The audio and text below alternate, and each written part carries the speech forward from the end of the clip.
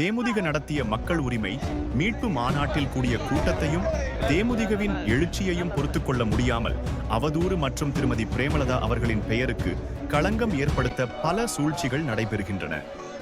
திடீரென ஆர்வத்தில் யாரும் எதிர்பாராத நேரத்தில் வந்த இளைஞரை தொண்டர்பட எதுவும் அசம்பாவிதம் நடைபெறாமல் இருக்கவே தடுத்தார்கள்.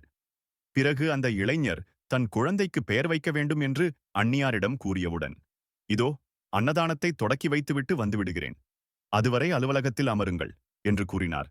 ஆனால் ஊடகங்களிலும் சமூக வலையத்திலும் பல்வேறு இட்டுக்கதைகள் வலம் வருகின்றன. இதுபோன்றுதான் கேப்டன் விஜயகாந்தியின் செய்கையை திரித்து செய்திகள் வெளியிட்டார்கள். அனைத்தையும் மக்கள் பார்த்து கொண்டுதான் இருக்கிறார்கள், குறிப்பாக பெண்கள்.